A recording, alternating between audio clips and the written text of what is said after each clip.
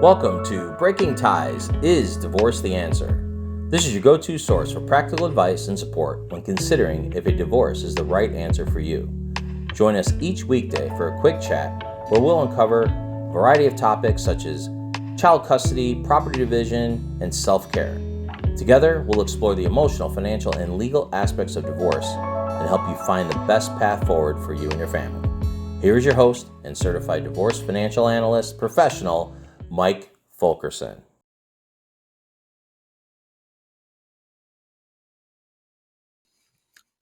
Hi, and welcome to another episode of Breaking Ties, Is Divorce the Answer? I'm your host, Mike Fulkerson, financial advisor and certified divorce financial analyst professional. And today we're going to get into a question that, many individuals facing that divorce question often ask. Can I appeal a judge's decision when the divorce is final? Now, we're at the very beginning here in the considering stages of things, but in the end, you like to know what your options are. So I don't have to tell you that, as you're going through the divorce process, it's going to be emotionally draining and legally complex. So you might have some questions or concerns. Now, one of those revolves around the finality of a judge's decision. But before we explore that avenue, let's first understand the role of a judge in the divorce proceedings. So when a couple decides to dissolve their marriage, they often seek the intervention of a judge to settle disputes regarding, things like property division, child custody, spousal maintenance, and other pertinent matters. All important stuff. Now, the judge's decision, known as a divorce decree, serves as the legal termination of the marriage, and it outlines the rights and responsibilities of each party moving forward. However, what happens if you disagree? You don't like the judge's ruling. Can you challenge it? And the answer is yes, but it comes with a lot of limitations. So it's essential to recognize that appealing a judge's decision in a divorce case isn't a simple process at all. Unlike civil or criminal cases where appeals are relatively common, you hear about them all the time. So-and-so appealed this, so-and-so appealed that. Family law court operates under a different set of rules and standards. Grounds for appealing a judge's decision in a divorce case typically revolve around legal errors or misconduct during the proceedings. For example, if the judge misinterpreted the law, overlooked crucial evidence, or exhibited bias or prejudice, you may have grounds for an appeal. However, it is important to note that, just because you're not happy with the outcome or desire for a different result, it doesn't matter. It's not sufficient grounds for an appeal. Family law court prioritizes the best interests of the involved parties, especially kids, and aims to ensure fairness and equality in the decision makings. So let's say you want to appeal. How do we go about initiating the appeals process? Generally, it involves filing a notice of appeal with the appropriate appellate court within a specified time frame following the entry of the divorce decree. From there, the appellate court reviews the trial court's proceedings and assesses whether there's any legal errors that occurred. Now, it's critical to seek the guidance of an experienced family law attorney, one who specializes in divorce, if you're considering an appeal. Navigating the appellate process requires, really a deep understanding of legal procedures and substantive law. So you're going to want competent legal representation. While appealing a judge's decision in a divorce case is possible, it's important to approach it with realistic expectations. The appellate process can be lengthy, costly, and uncertainty. There's no guarantee that you're going to get a favorable outcome. So ultimately, whether or not to appeal a judge's decision in a divorce case is a deeply personal decision that warrants careful consideration of the potential benefits, risks, and emotional toll involved. And with that, we've come to the end of today's episode of Breaking Ties, Is Divorce the Answer? I hope this discussion has shed some light on the complexities surrounding the appeals process in divorce cases. I want to thank you for tuning in today.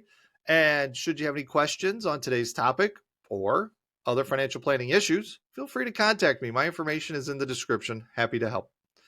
Divorce is not the end of your story. It is the start of your next great chapter. Take care.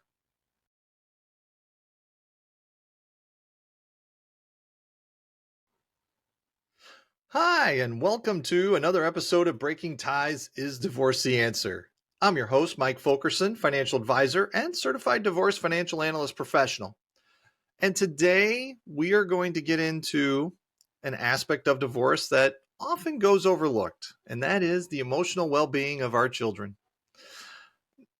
As parents, navigating the, tumultuous waters of divorce can be emotionally exhausting and overwhelming. And we're adults. Amidst the legal proceedings, the financial negotiations, and personal adjustments, it's easy to lose sight of how our decisions impact our kids. One of the most frequently asked questions, is how often should I check in on my child's emotional well-being during divorce? And the answer really isn't straightforward, as every child copes with divorce differently. However, there are some guidelines to consider. First and foremost, communication is key. And I know you hear that a lot. However, talking, creating a safe space where your child feels comfortable expressing their emotions, they don't have to worry about any fear of judgment or reprisal. Let them know that their feelings are valid and that you're there to listen no matter what's taking place. Secondly, observe your child's behavior closely. There could be changes in eating habits, sleep patterns, academic performance, and social interactions that can serve as red flags indicating distress. Going to want to be proactive in addressing any of these concerns and seek professional help, really, if necessary.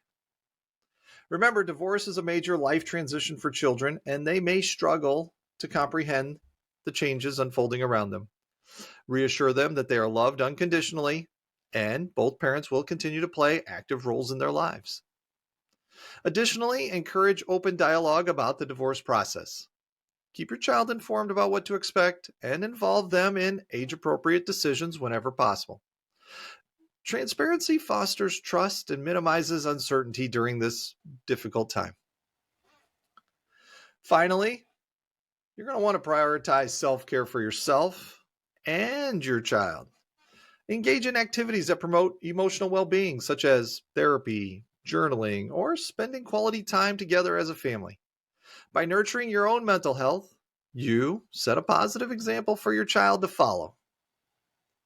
Now, wrapping up, there's no one-size-fits-all approach, to checking in on your child's emotional well-being during the divorce process. But staying attuned to their needs and remaining patient and compassionate, and remember that healing takes time for all of us.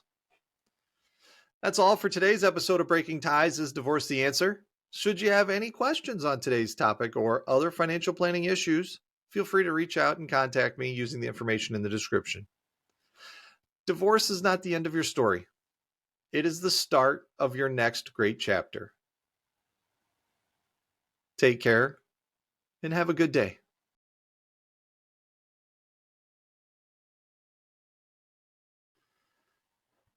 Hi, and welcome back to Breaking Ties Is Divorce the Answer? I'm your host, Mike Fulkerson, financial advisor and certified divorce financial analyst professional. And today we want to look at an aspect of divorce settlements, and that is the use of a qualified domestic relations order, or QDRO, to split an individual retirement account, or also known as an IRA. Now, divorce brings with it a multitude of financial considerations, and retirement assets often represent a significant portion of the marital estate. Now, amidst the property division, understanding the role of a QDRO in splitting an IRA is actually fairly significant. So let's start with what exactly is a QDRO. In the realm of divorce proceedings, a QDRO is a legal order that outlines the division of retirement assets between spouses. It allows for the transfer of funds from one spouse's retirement account to the others without triggering tax penalties or early withdrawal fees, things that you really don't want to have happen. Now, you also might be wondering, should I use a QDRO to split an IRA during a divorce? Because an IRA is also a retirement account.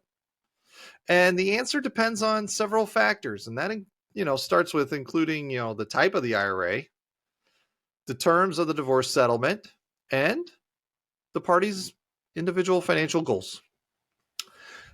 Traditional IRAs and Roth IRAs are subject to different tax implications when dividing assets through a QDRO. The traditional IRA distributions are taxable as ordinary income. Now, the Roth IRA distributions may be tax-free if certain conditions are met. Before deciding whether to utilize a QDRO, it's really essential to consult with a qualified financial advisor or tax professional who can assess the potential tax consequences and help you make informed decisions based on your unique circumstances. Additionally, we're going to want to consider the long-term implications of dividing retirement assets through a QDRO. While it may provide immediate financial relief, it could impact your retirement planning and future financial security. Keep in mind that the division of retirement accounts through a QDRO requires really careful documentation, and it's got to adhere to specific legal procedures in order for it to work. So you're going to want to check with an experienced legal divorce attorney that can help ensure compliance with regulatory requirements and protect your interests throughout this process. Ultimately, the decision to use a QDRO to split an IRA should be made in conjunction with comprehensive financial planning and consideration of your short-term and long-term financial objectives. IRAs aren't required to use a QDRO like retirement plans through an employer. So you have options. Wrapping up today's episode, while a QDRO can be a valuable tool for dividing retirement assets during divorce, it's essential to weigh the potential benefits and drawbacks in light of your individual circumstances and financial goals. And that's going to wrap up today's episode of Breaking Ties Is Divorce the Answer? Should you have any questions on today's topic or other financial planning needs, feel free to email or call. Divorce is not the end of your story. It is the start of your next great chapter. And with that, take care.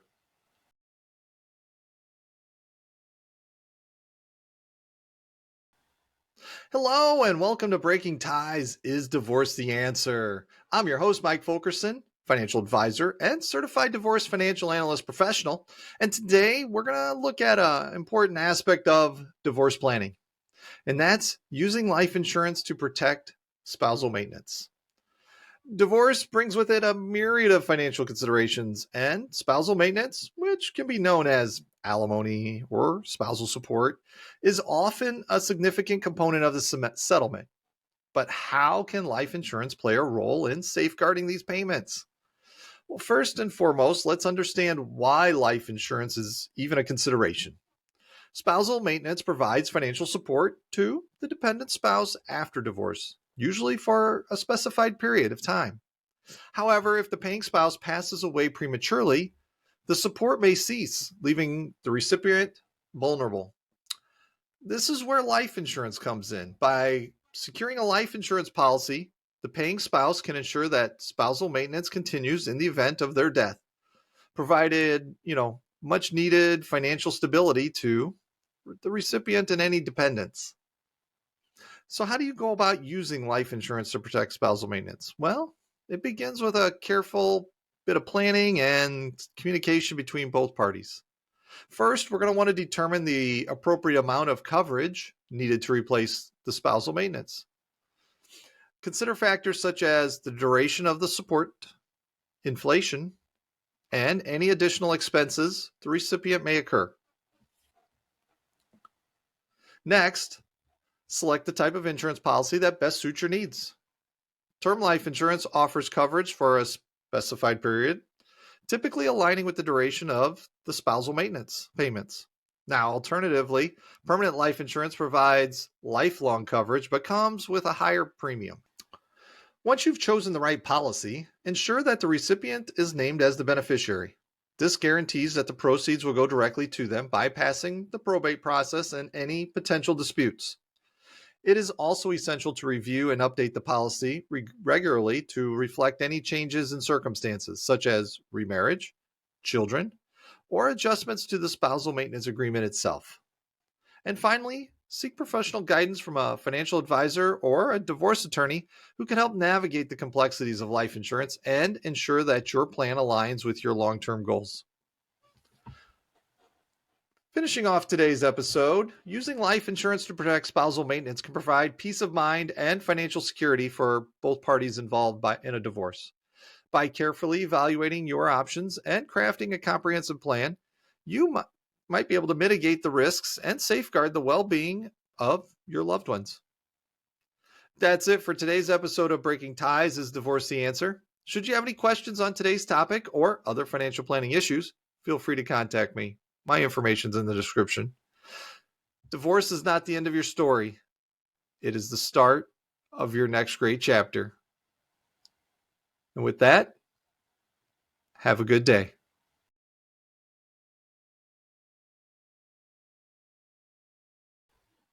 Hello and welcome to Breaking Ties Is Divorce the Answer? I'm your host, Mike Fulkerson, financial advisor and certified divorce financial analyst professional. Today, we're going to explore a fundamental question in divorce proceedings. You may have heard this term, but not entirely sure what it means. And it's called, what does a pro se divorce mean? In the complex landscape of divorce, navigating legal procedures and paperwork can be quite daunting.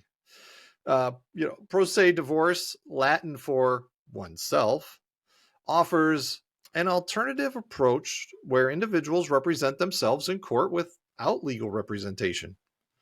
So why would someone opt for a pro se divorce? Well, there are several reasons, and each one stems from a unique circumstance and consideration. First is the cost savings would be significant. Legal fees associated with hiring an attorney can quickly escalate, especially in a contentious divorce case.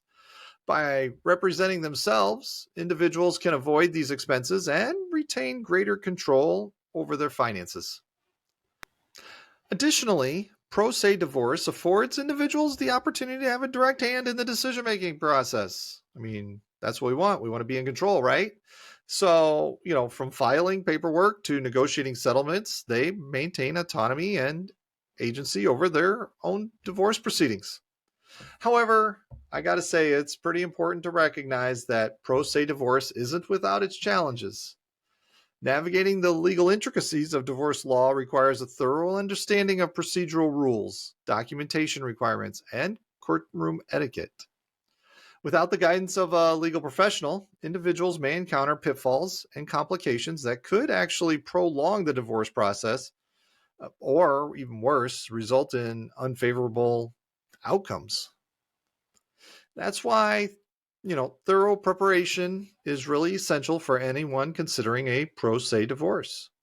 Familiarize yourself with local laws and regulations, seek guidance from reputable legal resources, and consider consulting with a family law or divorce attorney for guidance and assistance. Remember, while pro se divorce offers autonomy and cost savings, it's not the right choice for everyone. Complex legal issues, contentious disputes, and the emotional toll of divorce may warrant professional representation. And that could ensure fair and equitable resolutions.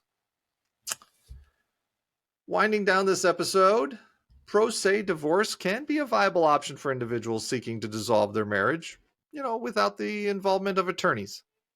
However, it requires careful planning, diligent research, and a willingness to navigate the legal complexities independently. That's going to do it for today's episode of Breaking Ties Is Divorce the Answer? Should you have any questions on today's topic or other financial planning issues, feel free to reach out. My contact information's in the description. Divorce is not the end of your story. It is the start of your next great chapter. And with that, take care. We want to thank you for listening to this episode of Breaking Ties Is Divorce the Answer with Mike Fulkerson. For questions, please reach out to Mike via email in the description or give him a shout at 630-444-1410. And remember to subscribe, like, and follow.